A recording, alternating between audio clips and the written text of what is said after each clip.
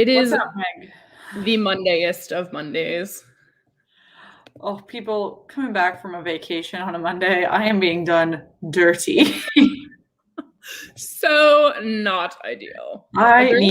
There's a lot of tea to spill. For starters, Saturday was Shannon's birthday. Look at People, you. I've entered my mid-20s. I'm feeling old. Welcome. Happy to have you here. I Feeling am old. approximately 1 year away from my late 20s. Feeling So old, not wise. Not wise. But you know why I'm not wise? Because I had the Penguins not making the playoffs in my preseason rankings, and they just clinched first place. Y'all couldn't be happier. What up? Anyway, but some other things to cover before we get more into the playoff sitch here, which great segue from a viewer who asked the question, where will Tort be next year? Meg, where is Tort's going? I kind of don't necessarily know if he's going to coach next season. There's not a lot of empty space. Yeah, that's kind of where I'm struggling. The Kraken, I guess, is open, but I have to, in my gut, think that they've already been in talks with someone.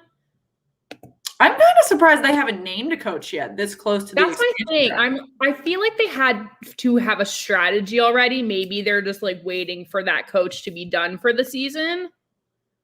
I think that'd be a respect thing, but I don't know what Torts will do. Oh, that's a good point. Alex said maybe he'll go to Buffalo. I don't know, because they need a lot of things, but I don't know if Torts has the patience to build up a team from an entire rebuild. I feel like he's a rather polarizing coach, and I think certain clubs are going to be hesitant to have that be their next step. I mean, I think for some it really, really works. I couldn't stand him for a long time as a coach, but I think in some instances you really need that non-typical, approach to coaching. And there are some teams that really do need a non-typical approach right now, but I don't think that Buffalo is one of them. And, it's a really bold approach for the Kraken if they want to start their franchise that way. Which I don't think is the move. I mean, it could be. I don't hate him going to the Canadiens. I think that they really stick with a standard approach. They're on the cusp right now. Their team is there. If they start moving some pieces around in terms of the way Torts likes to coach, I don't hate that. But there were a lot of people on Twitter that were saying they're a very traditional franchise. They wouldn't go that route. I mean, they tried it with Claude Julien. That didn't work. So maybe you try something else. Yeah, I almost foresee him having a season off, just because there aren't a lot of options for people to go this year. And who was it who came back who wasn't even with the team? We talked about this a few weeks ago. I can't think of this. Oh, Patrick Roy wants to come back. Yes. Maybe he'll go somewhere of these teams and kind of take the spot. Well, and so does what the hell's his name?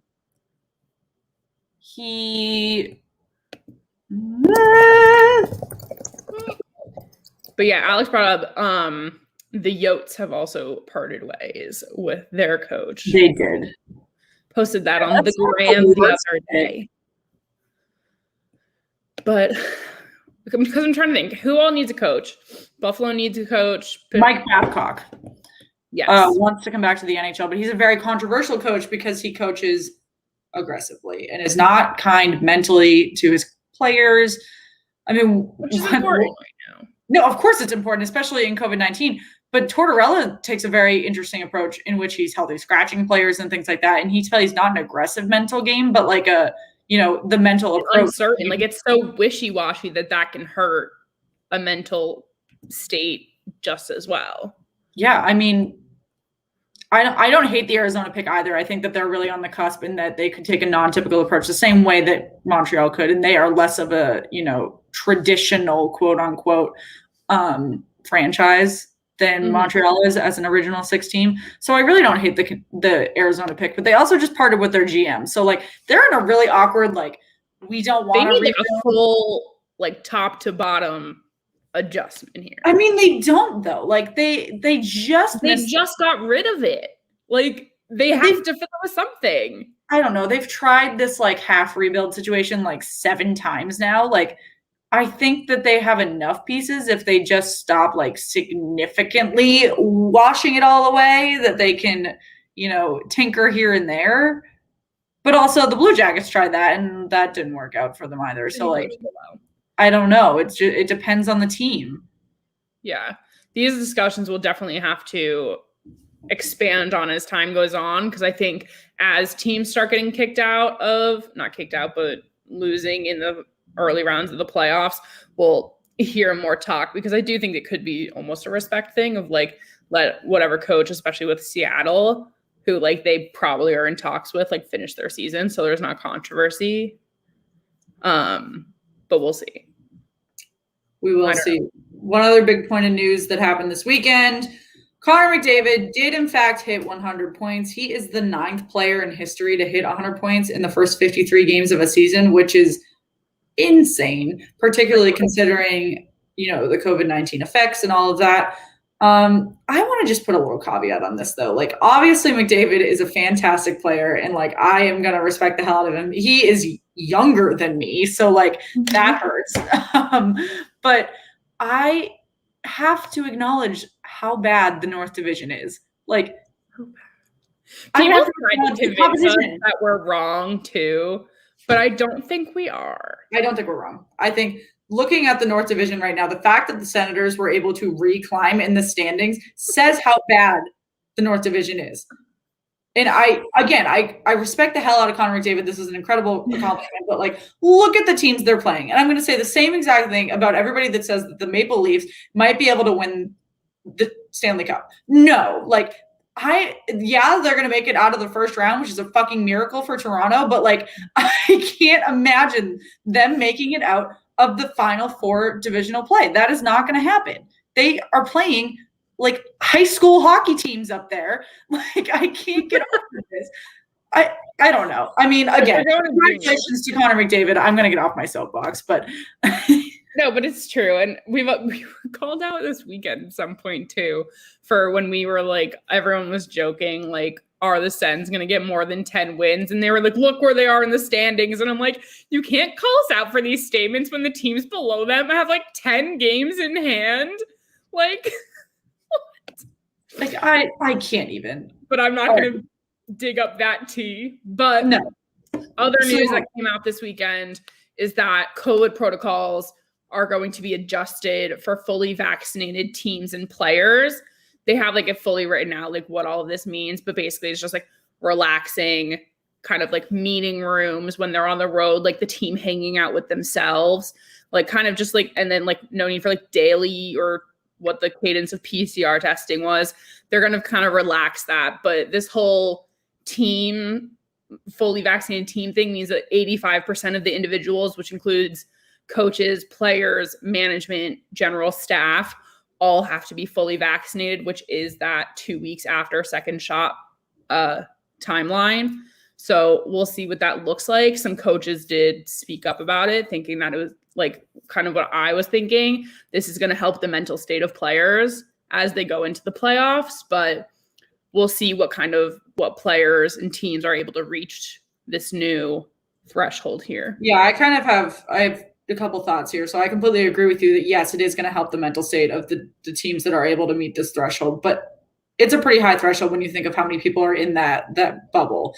And one big part that people were speaking out against for the NFL was that one, you're forcing people that might not be comfortable to get this vaccine just so that the rest of the team can again get to that mental state, which I am fully vaccinated. Like, I think you should be vaccinated, but like, I am not going to go tell someone that they have to get something they're not comfortable with. And it feels as though the NHL might be doing that a little bit. The other thing here is that it's a little bit of a competitive advantage if one team is able to meet this threshold before another. And so that is going to get frustrating if, the Maple Leafs are able to reach this, but the Bruins are not. And then at the end, they're facing each other and the Bruins are in full COVID protocol and the Maple Leafs are able to go like have dinner together, blah, blah, blah. I think there's just like a bunch of different like question marks here. And I completely appreciate the NHL like trying to make strides to help make sure that these teams can, get back to some sort of normalcy. But there are definitely some question marks that I would be a little concerned with as we move forward. Yeah, and they also haven't announced when this is necessarily going to start, probably based on the fact that we don't actually know when the playoffs are starting exactly. That would be awesome to know. Yeah, but that is neither here nor there. But let's get into conversation about the playoffs. The Central Division has locked in their seeds. We know what the matchups are going to be at the very least. The Lightning and the Panthers will play, and that'll actually, whoever gets home ice advantage will be determined tonight, I'm fairly certain, because they play. So I think whoever wins tonight will get that home advantage. That's an incredible matchup, too, if you think Florida versus Florida. I think that's really great. And you're not going to get that very often when you look at, the way the divisions are stacked up. Yeah, for sure. Mm-hmm. So we will see that. And then the other matchup in the Central Division will be the Hurricanes and Predators, which I personally just see the Hurricanes just like going through. We'll see. I mean, the Predators are interesting. The Hurricanes are really interesting. I mean, the Central Division, since we made fun of the North, I'll go to the Central a little bit. Right. I'm not going to be as aggressive toward them, though. They're soft. They're a soft division. There's definitely a drop. There's a 10-point drop from third to fourth. But they did hold their own more than I expected them to, those bottom couple teams. So we'll see. I mean, maybe they'll be able to hold their own, but it also probably will just be a blowout. And then you got to figure out those top three teams. Yeah. Speaking of the North, though, fourth place is like technically still up for grabs, but that would change tonight. Sorry about my the Canadians literally just need 1 point to win. So they could literally have like an OT or a shootout loss and still clinch tonight. Ideally a win to get there. That'd be more exciting, I'm sure. But we will see what happens. The Flames technically are still in it, and so are the Canucks, but that will most likely change tonight. The Flames sit 8 points back, so it doesn't look that bad, but there's only 4 games left. So they'd have to win every single game, and the Canadians would have to lose their last 2 games. Yeah, they'd have to lose everything. So that'll most likely happen tonight or within the next few days. Seeding that's on the line today. The Bruins and Islanders are fighting for that number 3 seed. The Pens and Caps have locked in 1-2 respectively. So it's really on for the Bruins and Islanders to see who will get that number 3 in the end. Vegas will also, if they get a win tonight over the Avalanche, will lock in their number 1 seed. And then the Canadians, like I said, will finalize their spot with any type of point tonight.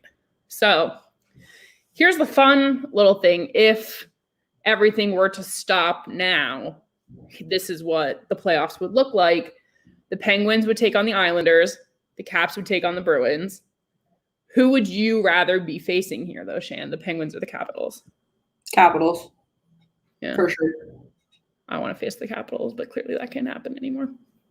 Yeah, I would like to face the Cap. I mean, not that I think the Penguins are like an egregious matchup for the Bruins. We've played pretty well against you this season. I think it would probably go to a 6 or 7 game series.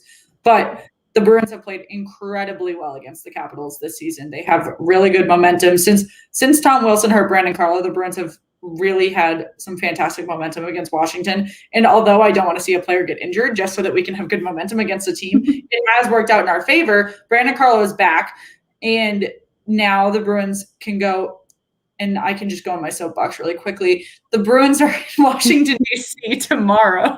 I have found tickets for $300. However, I would like to pay less than $300 to go and sit in the nosebleeds. So if you know how to get tickets so I can see the Bruins tomorrow, please let me know.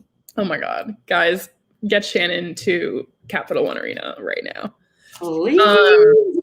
We'll get into the other matchups of where they would be as the week goes on. The East just kind of feels rather set, but that is neither here nor there also. Weekend recap. A lot of hockey happened on Saturday. I was about to say this weekend, but nothing happened yesterday, except for like 2 games that no one cared about. The Penguins beat the Sabres 1-0. That solidified their number 1 spot, and they did it with their like AHL affiliate goalie. Perfect. Good because for him. Both of our goalies are hurt. So I'm feeling great. If you can't. Well, how long are they hurt for? I don't know. That's not great. I think it's day to day. Not great. It's fine.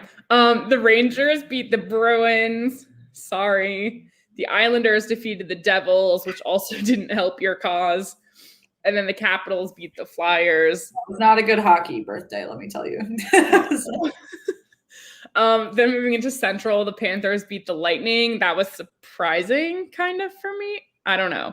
I just, for some reason, thought the Lightning was going to take it. But they will match up again tonight. You undersell the Panthers so hard. Yeah, I really do. But it's fine. The Blue Jackets beat the Red Wings. That was one of those toilet versus toilet moments, I feel, for us. And then the Predators beat the Hurricanes. I didn't even put what the Hurricanes score was, but I know the Preds won because that was the reason the Preds clinched their playoff spot, which was good for them. The Stars are finally out. So sad. But then moving into the West, Vegas beat the Blues 4-1. The Wild beat the Ducks 4-3. The Avalanche beat the Kings 3-2. And the Yotes beat the Sharks 5-4. A lot of scoring, I feel, in the West. Yeah, we're still sitting, again, not that it really matters, but the Avalanche and Wild are still teetering back and forth on those second and third seeds, which I find pretty interesting. Pretty curious. Yeah, I agree. Then finally in the North, we had the Senators beat the Jets 4-2. What? The Maple Leafs beat the Canadiens 3-2, and then the Oilers beat the Canucks 4-3. The Jets are absolutely screwed in the playoffs, man. They look horrific. Yeah. There's going to be some interesting, I feel like, games as soon as we get out of our little division play. It's just going to take so long, though. Yeah, it's going to take a bit. TBD. Like, talk to me in July. Like, I don't know. Beat me in August, going to the finals. And then on Sunday, the Blackhawks beat the Stars and the Flames beat the Senators. So those were the only two games yesterday. But we have a lot going on tonight. Very few games left. I kind of have the breakdown for all of the playoff teams. So we kind of know where each one is at. In the East, the Penguins are done with their regular season. They have locked in that number one. They're just kind of sitting pretty until everything gets going again. Maybe a good time for them all to get vaccinated. I don't know. The Bruins and Islanders play tonight. This is the final regular season game for the Islanders. The Bruins will take on the Capitals on Tuesday for both clubs' last games. Tickets. Yes, find Shannon tickets or hit me up on Venmo. The Flyers will play the Devils tonight also, but they are both already out. In the Central Division, the Lightning play the Panthers. This is the last regular season game for both of them. The Hurricanes will play the Preds. This is also their last regular season game for both teams. And then we also have the Stars taking on the Blackhawks, which, fine, no one really cares because they are already out. I feel like games get less exciting when people are just out. Yes. Regardless, in the West, the Blues will be taking on the Kings. The Blues have 2 against the Wild on Wednesday and Thursday, which will finish the season for both the Blues and the Wild. And then Vegas will take on the Avalanche tonight. Vegas has 1 more against San Jose this week, and then the Avalanche has 2 against the Kings on Wednesday and Thursday to finish. So the West will be done, I believe, by Thursday. Unlike us, who in the East will be done Tuesday and Central done today. But then in the North, this is where it all gets messy. The Oilers are playing the Canadiens tonight. The Oilers will face the Canadiens again on Wednesday, and then the Canucks on Saturday. And the Canadiens' last game will be that Wednesday matchup with Edmonton. So they'll be done Wednesday, but the rough part here is the Canucks. They have 5 games left. So if you're the NHL, the Canucks get eliminated. Do you play out all those games? I think they have. So, okay, Why do they have to? Hold on. Here's the thing. They have 1 left versus the Oilers, but then they have 4 with the Flames. So I think you can get the playoffs going before those 2 or 3 of those games are next week, And I think if those are just versus the Flames, there's no reason to not start the playoffs. Yeah, just don't play them. Yeah. No, they have to play. Why do they have to play? Because you have to play 56 games. No, you don't. Yes, Not you if do. you're eliminated. You have to play the games. You have to play the games. But we can start If the you're playoffs. bad at hockey and you're eliminated from the playoffs, You just stop playing? if everybody else is done and the whole league is waiting to start the playoffs for you to finish and you're already eliminated, cut. Rounding out the North. I'm going to tweet a poll and we're going to find out. We're going to find out. Should we play these freaking Canucks games? No. But it's fine. We'll post that on Twitter and see what everyone has to say. But there's a lot of hockey tonight with a lot of decisions being made tonight, but also a lot of final games tonight. So we will be back to recap it all tomorrow and maybe have an answer for if these games need to be played. Maybe you'll find out which series Meg and I are going to live stream if the seeding comes out. Yes. We will see what happens there. In the meantime, check us out on social, @SweetheartsPod on Twitter, /Sweethearts on Instagram. And then we will catch you guys tomorrow. Same time, same place. Be there. Thank you.